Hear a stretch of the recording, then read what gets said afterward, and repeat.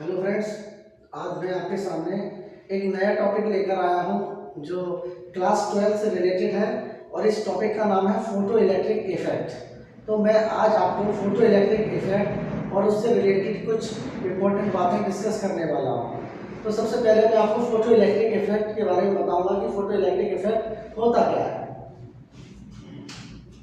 तो दोस्तों, आज का टॉपिक है फोटो इलेक्ट्रिक इफेक्ट। तो दोस्तों, सबसे पहले मैं आपको ये समझाऊंगा कि फोटो इलेक्ट्रिक इफेक्ट होता क्या है। तो ये एक फिनोमेना है जिसके अंदर कोई भी मेटेलिक सरफेस या मेटल, जब हम उस पर कोई भी रेडिएशंस को इंसिडेंट कराएंगे तो उस मेटल के अंदर से इलेक्ट्रॉन, जो लूजली बाउंड इलेक्ट्रॉन्स होंगे, तो उस सरफेस से इलेक्ट्रॉन निकलना शुरू हो जाते हैं।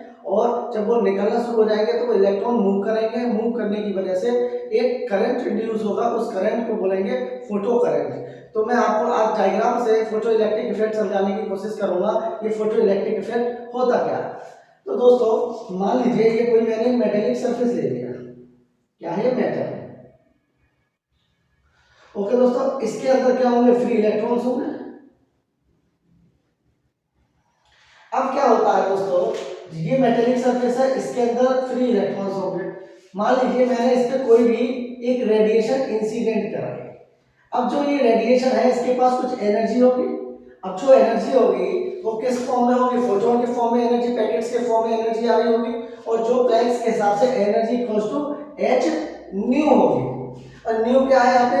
न्यू जो है फ्रीक्वेंसी ऑफ द रेडिएशन होगी, ठीक है। और h क्या है यहाँ पे? प्लैंक्स कांस्टेंट है। तो जब ये रेडिएशन, ये एनर्जी, इस रेडिएशन की, इस एनर्जी की रेडिएशन जब इस मेटेलिक सरफेस पे पड़ेगी तो क्या होगा? ये जो इलेक्ट्रॉन है ये बाहर की तरफ निकलना शुरू करेंगे। ओके, अब बात आती है, क्या ये फोटो इलेक्ट्रिक इफेक्ट किसी भी रेडिएशन पर हो जाएगा? नहीं, ये कम से कम जिस एनर्जी पर ये फोटो इलेक्ट्रिक इफेक्ट होगा उस एनर्जी को नाम देंगे हम photo electric, sorry, threshold energy. क्या नाम देंगे? Threshold energy. तो जो थ्रेशोल्ड एनर्जी होगी ई नॉट, जिसको हम फाई नॉट भी बोलेंगे, ये क्या होगी? थ्रेशोल्ड एनर्जी होगी, ठीक है। तो मैं यहां मान लेता हूं जो ये एनर्जी है ये क्या है? ई नॉट या फाई नॉट से ज्यादा है, ठीक है। तो जो इंसिडेंट रेडिएशन है उसकी जो एनर्जी है वो फाई नॉट से ज्यादा है। ओके दोस्तों, तो क्या होगा जब ये इसकी एनर्जी इस फाई नॉट से, मतलब थ्रेशोल्ड एनर्जी से ज्यादा होगा तो ये इलेक्ट्रॉन बाहर निकलेगा। अब बात आता है कि ये थ्रेशोल्ड एनर्जी को क्या बोलेंगे। तो थ्रेशोल्ड एनर्जी की अगर हम डेफिनेशन बोले तो threshold energy, it is the minimum energy required by any metallic surface to escape out or to eject an electron from the surface of the metal. Okay, ये कम से कम एनर्जी होती है। Okay, और जिसकी वैल्यू क्या होगी? h इंटू न्यू नॉट होगी। Okay दोस्तों, अब क्या होगा? ये जब इलेक्ट्रॉन निकल आएंगे बाहर, ओके दोस्तों, तो क्या होगा? ये इलेक्ट्रॉन मूव करेंगे। क्या करेंगे? मूव करेंगे। इनके पास काइनेटिक एनर्जी होगी। तो जो ये काइनेटिक एनर्जी होगी वो क्या होगा? Total energy minus threshold energy. Okay दोस्तों, तो टोटल एनर्जी कितना? h new minus h new not. ये क्या हो गया? आपका काइनेटिक एनर्जी हो गया। ओके दोस्तों, तो जो काइनेटिक एनर्जी होगी इलेक्ट्रॉन की, जो फोटो इलेक्ट्रिक इफेक्ट में, ठीक है, वो क्या होगी? Total energy incident on the surface of the metal minus h new not. और न्यू नॉट क्या होता है? ये जो होता है न्यू नॉट थ्रेशोल्ड फ्रीक्वेंसी होता है। क्या होता है?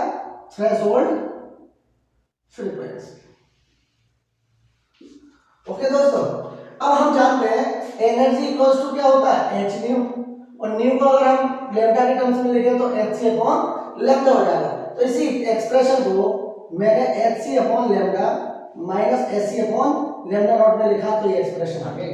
तो जो ये काइनेटिक एनर्जी होगा वो क्या होगा? h new minus h new not और hc by lambda minus hc by lambda naught.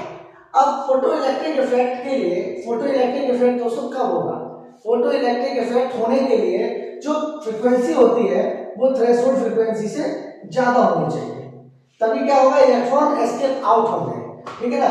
और दूसरा जो लैम्डा है वो क्या होना चाहिए? लैम्डा नॉट से कम होना चाहिए। तो इन्हीं कंडीशंस पे क्या होगा? फोटो इलेक्ट्रिक इफेक्ट आपको देखने को मिलेगा। ओके दोस्तों, अब बात आती है सर इससे रिलेटेड कुछ इंपॉर्टेंट ग्राफ्स होते हैं। क्या होते हैं? ग्राफ्स। तो मैं उन ग्राफ्स को डिस्कस करने वाला हूं कि वो जो ग्राफ है वो कैसे हम ड्रॉ करेंगे और उन ग्राफ का जो फिजिकल सिग्निफिकेंस है उससे रिलेटेड जो प्रॉब्लम बनती है मैं उसको डिस्कस करने वाला हूं।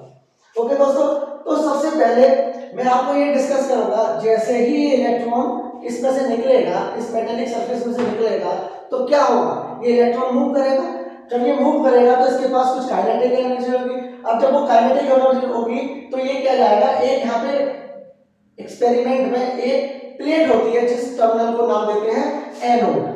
क्या नाम देते हैं? एनोड। और ये जो एनोड होता है ये क्या होती है? कलेक्टर प्लेट होती है। अब क्या होगा, ये इलेक्ट्रॉन इसकी तरफ मूव करेंगे। क्या करेंगे? मूव करेंगे। अब मुझको ये जो इलेक्ट्रॉन है रोकने हैं, मतलब मुझको ये इलेक्ट्रॉन रोक रहे हैं, तो इसका मतलब इसकी जो काइनेटिक एनर्जी होगी दोस्तों वो मुझे खत्म करनी पड़ेगी, वैनिश करनी पड़ेगी। तो मैं क्या करूंगा, एक अपोजिट डायरेक्शन में एक फील्ड सेटअप करूंगा जिससे कि ये इलेक्ट्रॉन निकलते ही एकदम से रुक जाए और उस डायरेक्शन में जो फील्ड होगा उसके करस्पॉन्डिंग जो पोटेंशियल होगा उस पोटेंशियल को नाम देते हैं स्टॉपिंग पोटेंशियल। क्या नाम देते हैं दोस्तों? Stopping potential.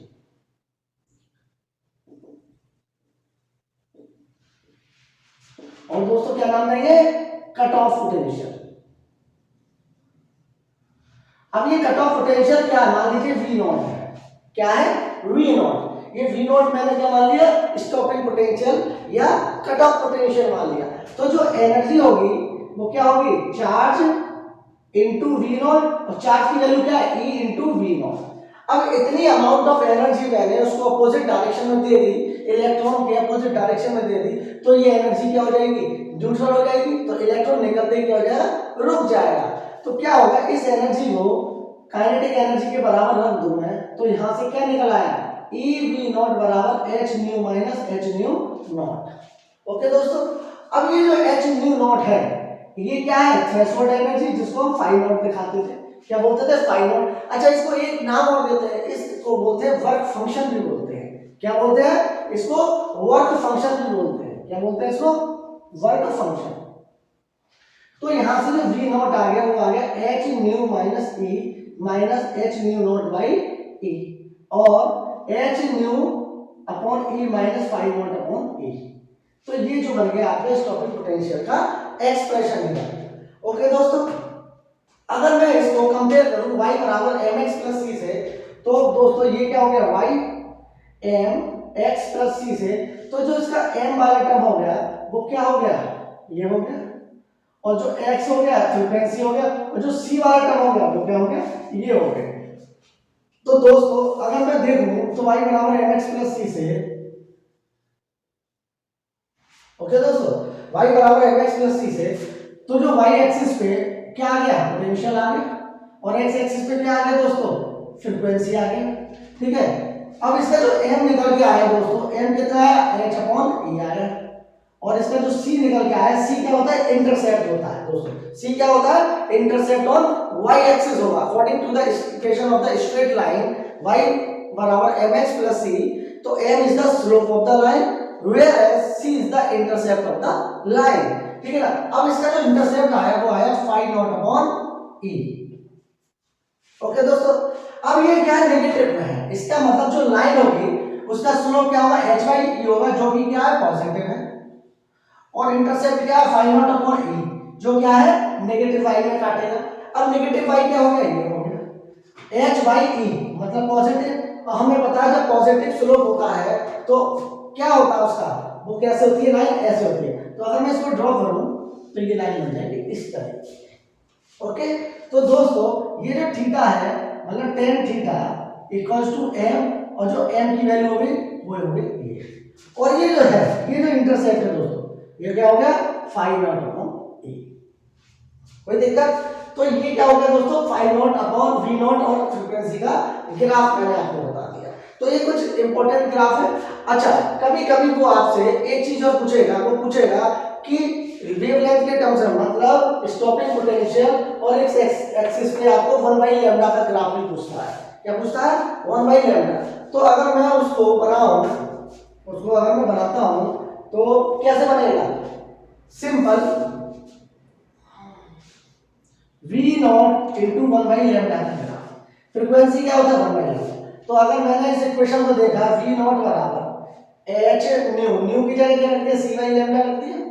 ओके दोस्तों, और e ऑलरेडी था माइनस फाइव नॉट अपॉन ए, तो ये जो इसमें स्लोप बन गया वो क्या बन गया, hc बाई e बन गया। तो अगर लाइन रहेगी वो भी क्या रहेगी, सेम रहेगी, और यहाँ जो स्लोप हो जाएगा वो क्या हो जाएगा, चेंज हो जाएगा, वो क्या हो जाएगा, hc अपॉन e हो जाएगा, hc अपॉन e। ओके दोस्तों, और ये जो इंटरसेप्ट होगा ये क्या होगा, फाइव नॉट अपॉन ए ही रहेगा। ठीक है, तो अगर आपके पास स्टॉपिंग पोटेंशियल और फ्रीक्वेंसी के ग्राफ में स्लोप पूछता है और इसमें जो स्लोप पूछता है, दोनों का स्लोप क्या रहेगा, डिफरेंट रहेगा, बट इंटरसेप्ट क्या रहेगा, सेम रहेगा। और जो इंटरसेप्ट होता है वो किसके प्रोपोर्शनल होता है, वर्क फंक्शन के प्रोपोर्शनल होता है। किसके प्रोपोर्शनल होता है, वर्क फंक्शन के प्रोपोर्शनल होता है। जैसे फॉर एग्जांपल मैं अगर आपको बताऊं, ये एक प्लेट मैंने मान लीजिए, ये मान लीजिए, ये मान लो किसी एक्स मेटल प्लेट के लिए, वाई मेटल प्लेट के लिए, ये मान लीजिए फोटो इलेक्ट्रिक इफेक्ट। उसने बोला कि वर्क फंक्शन किसका ज्यादा है, तो ये बताइए इंटरसेप्ट कहाँ काट रहा है, यहाँ काट रहा है, ये कहाँ काटेगा और नीचे काटेगा। दोस्तों जब ये नीचे काटेगा तो इसका फाइव नॉट ज्यादा होगा और इसका कम होगा, तो work function phi naught of X greater than phi naught of Y होगा। तो इसका मतलब एक्स का जो वर्क फंक्शन होगा वो वाई से ज्यादा होगा। बाकी दोस्तों इससे रिलेटेड कुछ और कैरेक्टरिस्टिक ग्राफ्स हैं, वो आपको मैं नेक्स्ट वीडियो में डिस्कस करूंगा।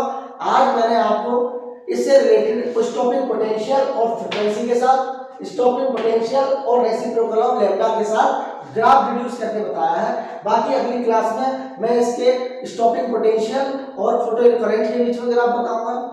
ठीक है, वहां पे मैं सैचुरेशन करंट के बारे में बताऊंगा, मैं इंटेंसिटी और फोटो करंट के बीच का ग्राफ बताऊंगा, और मैं डी ब्रोगली इक्वेशन के बारे में भी आपको समझाऊंगा। आज के लिए इतना ही काफी, थैंक यू।